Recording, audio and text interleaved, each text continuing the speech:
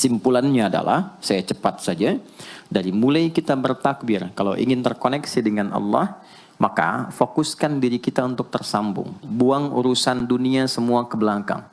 Jangan bawa dalam sholat. Kalau ingin kita tersambung dengan Allah, tepikan yang lain, hadapkan diri kita, pasrahkan. Hanya Allah yang tinggi, yang agung, yang istimewa. Kalimat agung, tinggi, istimewa, itu disebut dengan akbar. Maka kita ucapkan Allahu Akbar. Kita buang semua urusan dunia ke belakang, pasrahkan diri kita, hadirkan sekarang hanya Allah yang agung saja. Itu poinnya. Kenapa problemnya? Tidak sedikit orang sholat itu sulit menemukan kekhusyuan. Karena dia bertakbir masih membawa dunia.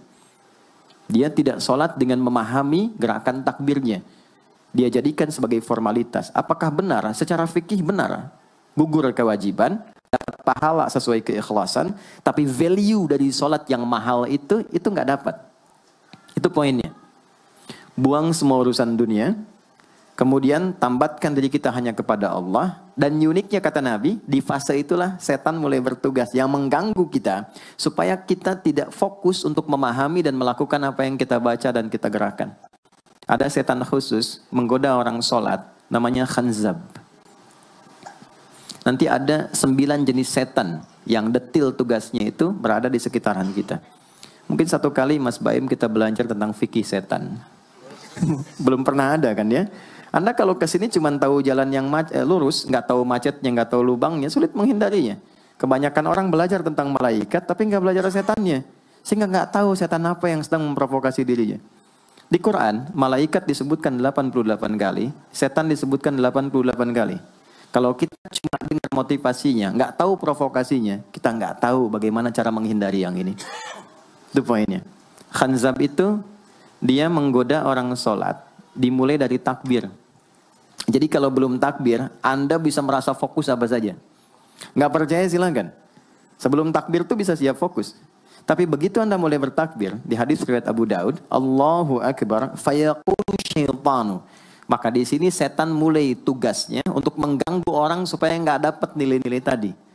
Maka dia berkata, udhkur kadza. Kamu ingat ini ya, kamu ingat itu ya.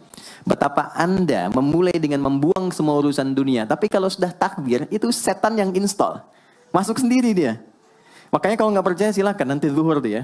Begitu Anda takbir, itu masuk semua.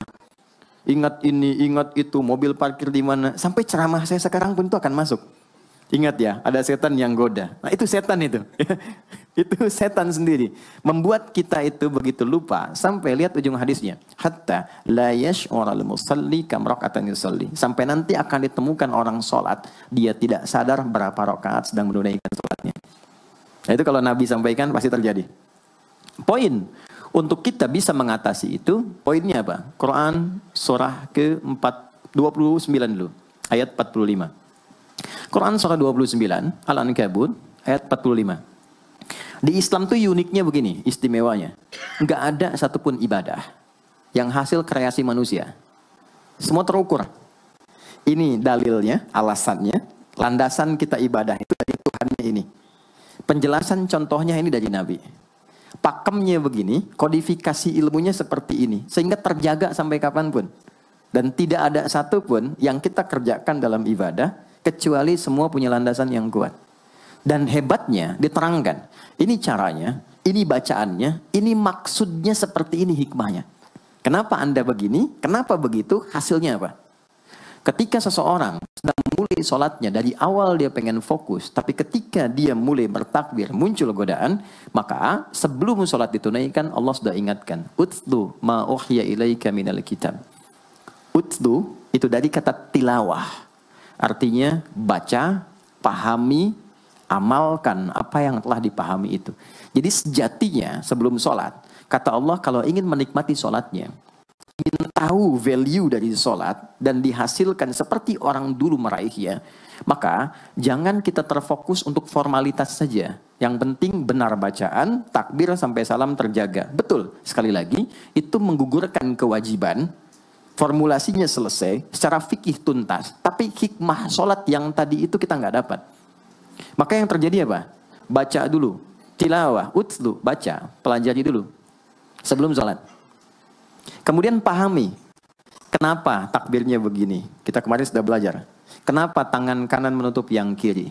Apa maksudnya sampai kita diperintahkan sholat? Bagaimana kemudian saat kita baca Al-Fatihah? Kenapa yang dibaca itu?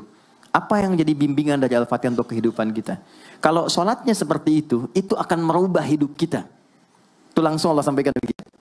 Lalu kerjakan wa aqimis shalah, tunaikan sholat seperti aku tadi isyaratkan, kata Allah. Innas sholata tanha 'anil fahsya wal munkar. Maka jika engkau menunaikannya seperti itu, sholat akan merubah hidupmu. Itu kata Allah tuh. Minimal mendorong kita berbuat jadi lebih baik. Jadi bukan sekedar menjadikan kita pribadi baik, tapi semua yang kita kerjakan menjadi lebih baik. Itu sholat. Itu yang bisa merubah seorang Jundub bin Junadah yang dikenal dengan Abu Dzar Al-Ghifari. Ini teman-teman, kenapa Ghifar itu viral? Ghifar itu adalah desa pembegal. Jadi semua sekampung begal semua. Sekampung. Pimpinannya namanya Jundub bin Junadah. Jundub bin Junadah. Singkatnya masuk Islam. Saat masuk Islam, secara singkat saja, Nabi arahkan, diajarin sholat. Betapa sholat merubah hidup beliau, jadi lebih baik. Kembali ke kampungnya, mengajarkan, singkatnya apa? Madinah heboh dengan kedatangan tapak kaki, yang ternyata itu orang-orang Ghifar. Sekampung kurang lebih masuk Islam, dan berubah jadi orang baik semua. Merubah hidup mereka. Jundub orang sukses, setelah itu jadi ustadz. Ini mungkin yang menginspirasi judul preman jadi ustadz. Ini tadinya pembegal. Pembegal semua. Sekampung sukses, jadi orang baik, aktivitasnya berubah, lebih berkualitas. Untuk memberikan inspirasi ke generasi masa depan. Bahwa kami dulu pernah begini, dengan sholat kami berubah. Kesuksesan kami raih, maka diviralkanlah nama daerahnya. Tambahkan al di depannya, ujungnya tutup dengan i. Maka dilekatkan nama bekennya, kunyah, namanya Abu Dzar. Abu Dzar Al-Ghifari. Al-Ghifari itu untuk memberikan kesan begini. Saya ini dari Ghifar. Itu kampung jelek, desa tempat pembegal, tapi Islam merubah. Saya menjadi lebih baik. Sholat mengarahkan saya punya kualitas hidup yang lebih baik. Itu poinnya. Sejak peristiwa itu, orang-orang Islam dari manapun yang bukan Arab, itu selalu melekatkan nama daerahnya untuk mengenalkan. Islam pun sudah sampai ke tempat saya. Buktinya, saya menjadi baik. Ada namanya Muhammad, punya bapak namanya Ismail, punya kakek namanya Ibrahim, kakek buyutnya Al-Mughirah, eyang buyutnya Al-Bardizbah, tinggal di kecamatan Ju'fah, kabupatennya Bukhara, provinsinya Khorasan, negaranya Uzbekistan sekarang. Maka karena dari Bukhara, dia kenalkan diri, datang ke daerah Arab, saya dari Bukhara. Rumus yang sama, tambahkan al di depannya, ujungnya i. Maka dia katakan, Ana Al-Bukhari. Itulah Imam Al-Bukhari. Bukan orang Arab. Kita punya guru besar Syekh Nawawi dari Banten. Ana Nawawi Al-Bantani. Ana Ahmad Yasin Al-Padangi. Tapi kesan kota itu untuk menunjukkan Islam telah sampai ke tempat saya dan merubah saya menjadi lebih baik. Kang Baim datang ke Mekah, umrah. Katakan, saya Baim Bong al-Tanah Kusiri. Maka kesan yang dibangun itu telah sampai ke tempat saya, merubah saya lebih baik. Saya Arman Al-Pondok Indahi misalnya kan, tidak masalah. Itu sah. Dan orang mengenal, oh rupanya Islam telah ke setiap wilayah. Tapi value-nya sampai enggak. Jangan cuma kita katakan saya dari fulan, saya dari tempat A. Poinnya adalah, apa yang merubah engkau dari Islam, menjadikan engkau lebih baik. Jadi kalau ada orang Islam mengaku Muslim, lisannya tidak lebih baik. Maaf sekali, telinganya mendengar tidak yang baik, perilakunya kurang baik, maka dipertanyakan klaim keislamannya. Sudah sejauh mana saya mendapatkan keberkahan dari Islam itu?